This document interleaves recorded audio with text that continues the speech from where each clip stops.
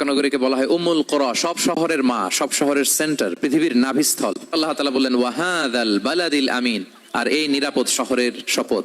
এই শহর দ্বারা মক্কা শহর উদ্দেশ্য, কারণ রাসূল সাল্লাল্লাহু আলাইহি ওয়াসাল্লাম তখন মক্কায় ছিলেন, মক্কা নগরী। এই শহরের পূর্ব নাম ছিল বাক্কা, এবং আল্লাহ তাআলা বলেছেন মান দাখালাহু কানা আমিনা, এখানে যে প্রবেশ করবে সে নিরাপদ। হেরেমের মধ্যে কিন্তু কাউকে আক্রমণ করা যায় না, কোনো খুনিও যদি ঢুকে যায় অ্যাটাক করা যাবে না। তো জাহেলি যুগে এমনটা ঘটতো, কারোর সাথে কারো শত্রুতা হলে, ধরেন যে একজন তার বাবাকে হত্যা করেছে, তো সে তাকে পেয়েছে, ওই লোক বাঁচার জন্য দৌড়াতে দৌড়াতে হেরেমের ভিতরে ঢুকে যেত, কারণ সে জানে যে হেরেমে ঢুকলে সে আমাকে মারবে না। তো পরে সে যখন হেরেম থেকে বেরোতো, আবার তার সাথে যুদ্ধ শুরু হতো। এবং এই শহরের এত মর্যাদার কারণ হচ্ছে সেদিন ইব্রাহিম আলাইহিস সালাম তিনি আল্লাহর কাছে দোয়া করেছিলেন যে রব্বি জাআল হাদা বালাদান আমিনা, হে আল্লাহ আপনি এই শহরকে নিরাপদ করেন, ওয়ারযুক আহলাহু মিনাস সামারাত, আর এই শহরের অধিবাসীদেরকে আপনি ফলমূল দিয়ে রিজিকের ব্যবস্থা করেন।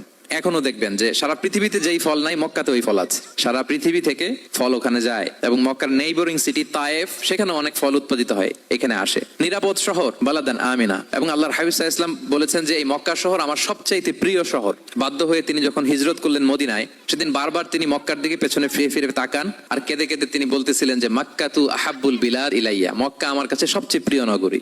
লাউলা উখরিজতু লামা খারাজতু, আমাকে যদি জোর করে বের করে দেয়া না হতো আমি কোনোদিন মক্কা ছেড়ে অন্য কোথাও যেতাম না। আল্লাহর হাবিব সাল্লাল্লাহু আলাইহি ওয়াসাল্লামের সবচেয়ে প্রিয় শহর ছিল মক্কা, এবং এটা আল্লাহর হাবিব সাল্লাল্লাহু আলাইহি ওয়াসাল্লামের জন্মস্থান, মাকান মাউলিদির রাসূল। রাসূল সাল্লাল্লাহু আলাইহি ওয়াসাল্লামের বিলাদাত হয়েছে এই শহরে। এবং এই শহরকে আল্লাহ বলেছেন মাসাবাতান লিন্নাসি ওয়া আমনা, মানুষের মিলনস্থল, কেন্দ্রস্থল। সারা পৃথিবী থেকে মানুষ ওখানে যায়। আপনি যে রমাদানে যদি মক্কায় যান, আল্লাহু আকবার, লক্ষ লক্ষ উমরা পালনকারী সেখানে, ইউরোপ থেকে, আফ্রিকা থেকে, অস্ট্রেলিয়া থেকে, এশিয়া থেকে, সারা পৃথিবীর মানুষের মিলনস্থল। ওখানে গেলে আপনি দেখবেন মাসাবাতান লিন্নাসি ওয়া আমনা, নিরাপদ জায়গা এবং মানুষের মিলনস্থল। এটা এখানে এমন মসজিদ আল্লাহ রেখেছেন কাবা ঘরের চারদিকে, এটাকে বলা হয় মসজিদুল হারাম, যে মসজিদে 1 রাকাত সালাত পড়লে 1 লক্ষ রাকাতের সওয়াব হয়।